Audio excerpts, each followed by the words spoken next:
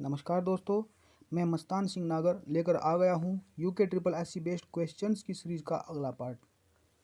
UK triple SC based question का नाम लेने के बाद इस वीडियो के बारे में मुझे और कुछ बताने की ज़रूरत नहीं है। बाकी तो आपको कमेंट बॉक्स में बताना है कि आज के क्वेश्चंस में अपना कितना स्कोर बना पाए। तो चलते हैं दोस्तों क्वेश्चंस की तरफ। क्वेश्चन नंबर 1, चक्रपुर मेला राज्य के किस जनपद में लगता है? चक्रपुर मेला राज्य के किस जनपद में लगता है? तो राइट आंसर हो जाएगा दोस्तों उधम सिंह नगर में। तो चक्रपुर मेला लगता है उधम सिंह नगर में, याद रखिएगा दोस्तों, महत्वपूर्ण हो सकता है। चलते हैं अगले क्वेश्चन की तरफ। उत्तराखंड का ऐसा गांव जहां एक भी देवी देवता का मंदिर नहीं है। उत्तराखंड का ऐसा गांव जहां पर एक भी देवी देवता का मंदिर नहीं है। तो राइट आंसर हो जाएगा दिगथोली उत्तरकाशी। दिगथोली उत्तरकाशी, याद रखिएगा। Next question, फ्लैग्रेंट foul. फ्लैग्रेंट फाउल निम्नलिखित में से किस खेल से संबंधित शब्द है?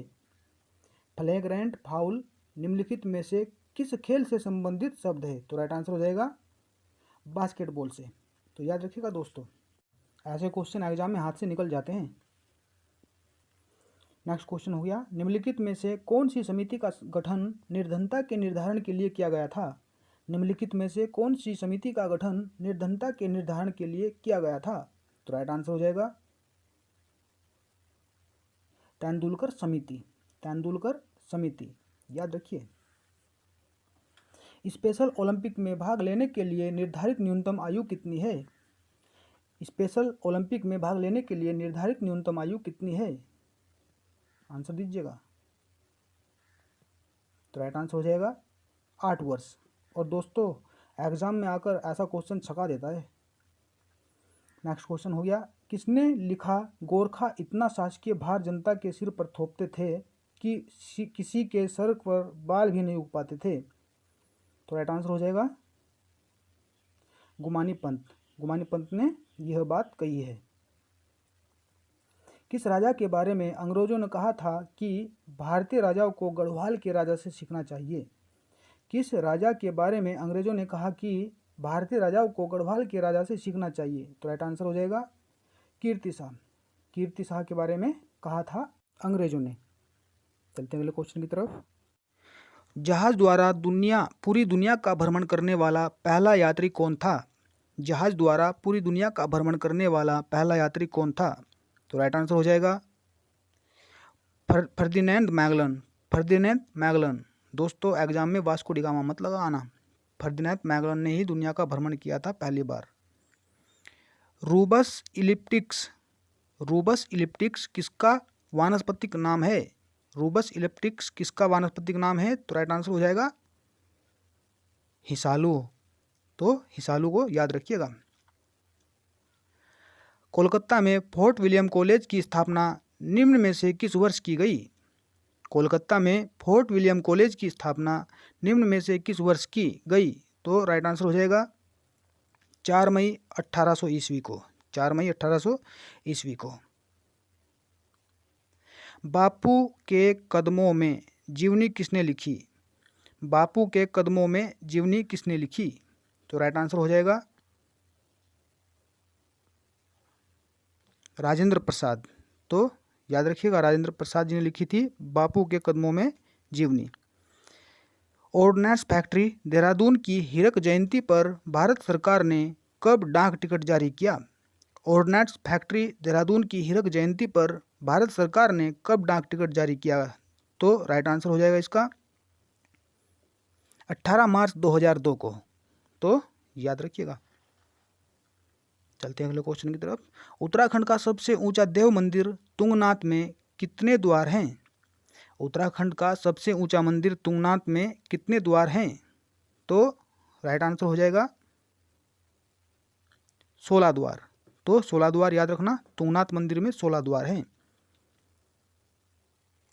खूब लड़ी मर्दानी वह तो कांडा वाली रानी थी, ऐसा वाक्य किसके लिए कहा गया है? खूब लड़ी मर्दानी वह तो कांडा वाली रानी थी, ऐसा वाक्य किसके लिए कहा गया है? तो राइट आंसर हो जाएगा दोस्तों तिलु रोतेली। तिलु रौतेली के बारे में यह बात कही गई है, तो याद रखिएगा। राज्य का प्रसिद्ध मनमोहक सफेद बुरांश पर राज्य सरकार ने किस वर्ष डाक टिकट जारी किया था? राज्य का प्रसिद्ध मनमोहक सफेद बुरांश पर राज्य सरकार ने किस वर्ष डाक टिकट जारी किया? तो राइट आंसर हो जाएगा 2011। 2011 में सफेद बुरांश पर डाक टिकट जारी किया गया था, याद रखिएगा। चंपुली नृत्य किस जनजाति द्वारा किया जाता है? चंपुली नृत्य किस जनजाति द्वारा किया जाता है? तो राइट आंसर हो जाएगा दोस्तों भोटिया जनजाति। भोटिया जनजाति द्वारा चंपुली नृत्य किया जाता है। पलेठी का सूर्य मंदिर को देखने के लिए किस घाटी में प्रवेश करना पड़ता है? पलेठी का सूर्य मंदिर देखने के लिए किस घाटी में प्रवेश करना पड़ता है? तो राइट आंसर हो जाएगा भागीरथी घाटी में। भागीरथी घाटी में पलेठी का सूर्य मंदिर देखने के लिए प्रवेश करना पड़ता है, तो याद रखिएगा। किस कवि ने अपनी कविता वर्षन का मिलाप में वनों की वेदना को दर्शाया है?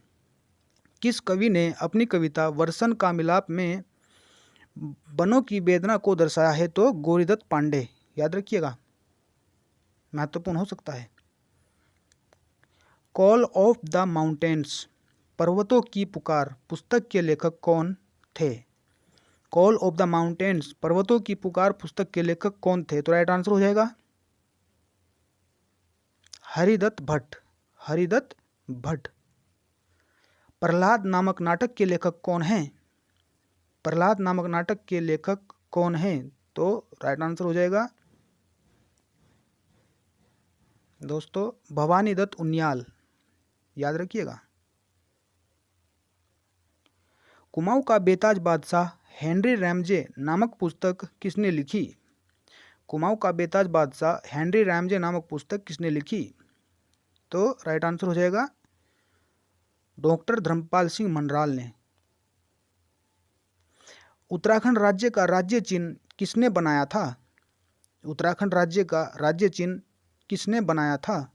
तो राइट आंसर हो जाएगा जगमोहन रौतेला। जगमोहन रौतेला जी ने बनाया था। बनियाकुंड किस जनपद में स्थित है? बनियाकुंड किस जनपद में स्थित है? तो राइट आंसर हो जाएगा दोस्तों रुद्रप्रयाग में। रुद्रप्रयाग में है बनियाकुंड। उत्तरांचल हिमालय किसकी रचना है? उत्तरांचल हिमालय किसकी रचना है? तो राइट आंसर हो जाएगा एमपी जोशी। एमपी जोशी का पूरा नाम क्या है दोस्तों? कमेंट बॉक्स में जरूर बताएं। गढ़वाल में कौन कहाँ किसकी रचना है? गढ़वाल में कौन कहाँ किसकी रचना है? तो राइट आंसर हो जाएगा दोस्तों महीधर शर्मा बर्थवाल। महीधर शर्मा बर्थवाल, तो याद रखिएगा। सरकार द्वारा किस वर्ष राजी जनजाति को भूमि आवंटित की गई थी? सरकार द्वारा किस वर्ष राजी जनजाति को भूमि आवंटित की गई थी? तो राइट आंसर हो जाएगा 1976। 1976 में राजी जनजाति को भूमि आवंटित की गई थी, याद रखिएगा। शहीद जसवंत सिंह बिष्ट स्टेडियम किस जनपद में स्थित है? शहीद जसवंत सिंह बिष्ट स्टेडियम किस जनपद में स्थित है? तो राइट आंसर हो जाएगा दोस्तों पौड़ी गढ़वाल में। पौड़ी गढ़वाल में है शहीद जसवंत सिंह बिष्ट स्टेडियम। सुई का सूर्य मंदिर किस जनपद में स्थित है? सुई का सूर्य मंदिर किस जनपद में स्थित है? तो राइट आंसर हो जाएगा दोस्तों लोहाघाट चंपावत। लोहाघाट चंपावत में है सुई का सूर्य मंदिर। गढ़वाल का भीम किसे कहा जाता है? गढ़वाल का भीम किसे कहा जाता है? ये ऐसे क्वेश्चन है दोस्तों जो के दो एग्जाम में देखने को मिलते हैं। तो राइट आंसर हो जाएगा अजय पाल। अजय पाल को गढ़वाल का भीम कहते हैं। तो ये क्वेश्चन है दोस्तों जो एग्जाम में जो के दो देखने को मिलते हैं, तो अच्छे से याद रखिएगा इन्हें। नेक्स्ट क्वेश्चन हो जाएगा गढ़वाल का भीमसेन किसे कहा जाता है? तो गढ़वाल का भीमसेन किसे कहा जाता है? बलभद्र शाह को। बलभद्र शाह को, तो याद रखिएगा। नेक्स्ट क्वेश्चन हो जाएगा पनिया कुंड किस जनपद में स्थित है? पनिया कुंड किस जनपद में स्थित है? तो राइट आंसर हो जाएगा दोस्तों उत्तरकाशी। उत्तरकाशी में है पनिया कुंड। नन्ही परी इंजीनियरिंग कॉलेज किस जनपद में स्थित है? नन्ही परी इंजीनियरिंग कॉलेज किस जनपद में स्थित है?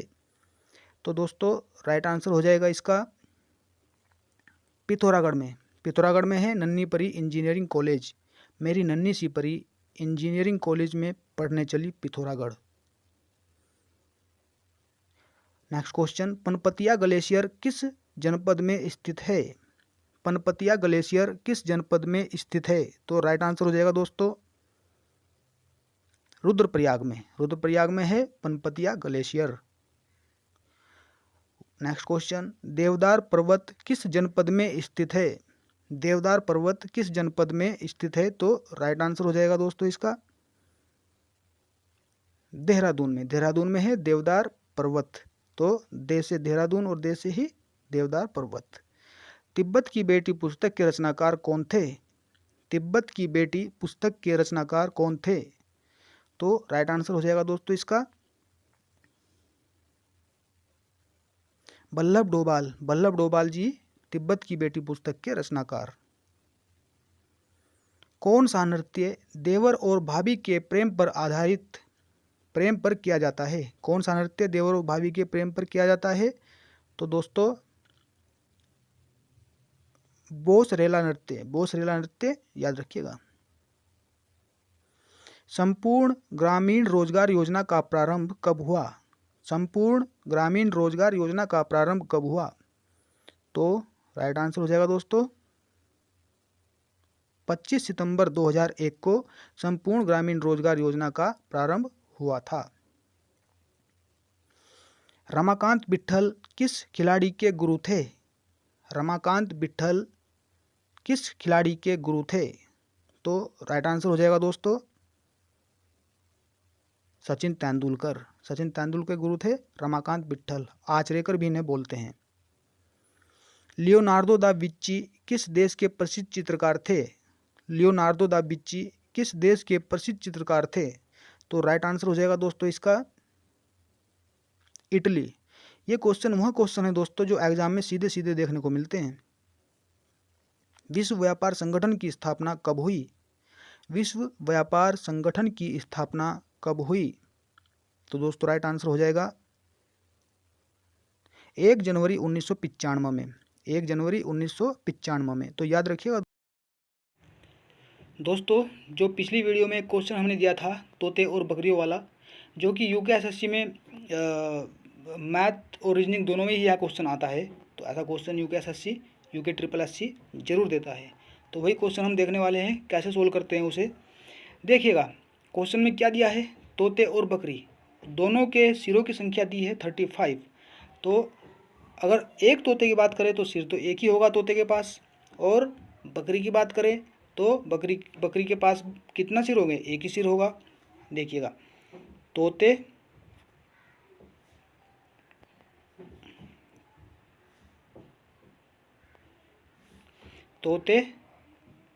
मान लेगा, तोते हमने टी मान लिया, और बकरी कितने सिर हैं? 35। यहीं पर ही हम इस इक्वेशन को एक बना लेते हैं। और अब बात करते हैं हम पैरों की। तो तोतों के पास कितने पैर होंगे? 2 पैर। 2 पैर हो गए तोते के पास, ये लीजिए 2 पैर।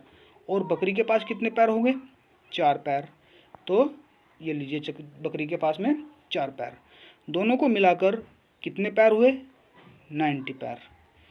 अब इसे हम इक्वेशन ना बना के पहले हम इसे और भी छोटा कर लेते हैं। तो पूरी इक्वेशन में हम 2 से भाग देते हैं। तो भाग देने के बाद में यहाँ से 2 गायब हो जाएगा, हमारे पास यहाँ से बच जाएगा टी मतलब तोते, और यहाँ से बच जाएगा हमारे पास में 2 बी। अब देखिएगा, और यहाँ से हमें क्या बच जाएगा? 45। अगर 2 से डिवाइड करें 90 को तो 45। हाँ, तो ये इक्वेशन हो जाएगी हमारी इक्वेशन 2। ये इक्वेशन हमारी क्या थी? 1। ठीक है दोस्तों। अब जो इक्वेशन 1 है, इस इक्वेशन 1 को हम इक्वेशन 2 के नीचे रख लेंगे। ये लीजिए रख लिया।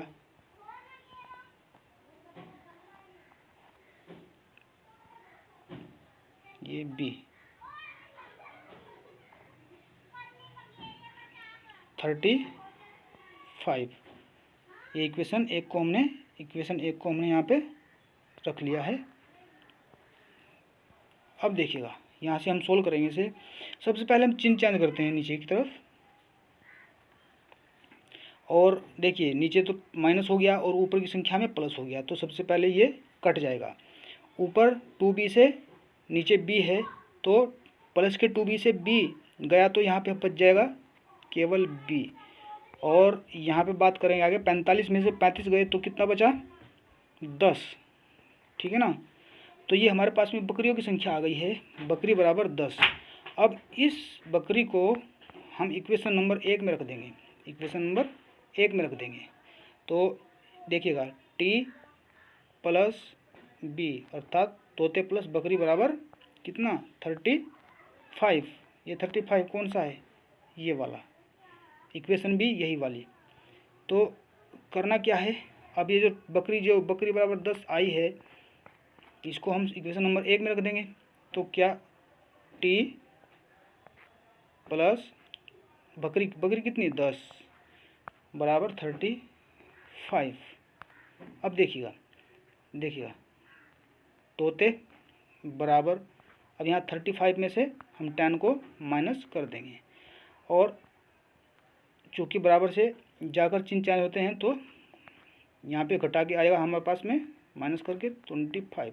तो तोते की संख्या हमारे पास में हो जाएगी 25, तोते की संख्या हो जाएगी 25।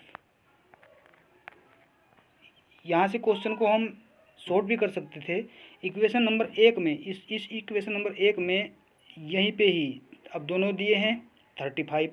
जब हमारे पास में बकरी की संख्या आ गई है 10, तो सीधे ही हम इक्वेशन में से घटा देंगे 35 में से 10, तो 25। तो तोते की संख्या हो जाएगी 25। मैंने अपनी तरफ से प्रयास किया है अच्छे से समझाने का। अगर फिर भी समझ में नहीं आए तो प्लीज़ कमेंट करके बता सकते हैं दोस्तों। और अब आज का क्वेश्चन, कुछ गडरिया अपनी भेड़ चरा रहे हैं। यदि जमीन पर कुल 230 पैर तथा उनके सिरों की कुल संख्या 60 हो तो भेड़ों की संख्या कुल कितनी होगी। दोस्तों, इस क्वेश्चन का आंसर आपको कमेंट बॉक्स में देना है। वैसे तो इस क्वेश्चन को करने के कई मेथड हैं, मगर उसी मेथड से करना जो मेथड मैंने पिछले क्वेश्चन में बताया है, क्योंकि दोस्तों यह मेथड उपयोगी और कारगर है, जो कि एक बार में ही राइट आंसर देता है। बाकी जो भी मेथड हैं वो कंफ्यूज कर देते हैं, ठीक है दोस्तों। और दोस्तों, मेरा प्रयास केवल और केवल आप लोगों की सहायता करना है, जो कि मेरे सिलेक्शन से पहले मैंने कहीं ना कहीं सोच लिया था कि मैं प्रतियोगिता की तैयारी करवाने वालों के कहीं ना कहीं काम आ सकूं। फिर भी मेरे प्रयास में कुछ कमी रही हो तो प्लीज़ कमेंट बॉक्स में ज़रूर बताएं। चैनल को सब्सक्राइब, शेयर, लाइक ज़रूर करें, इससे दोस्तों मोटिवेशन मिलता है। दोस्तों, मेरा मकसद सिर्फ और सिर्फ आप लोगों का भला है।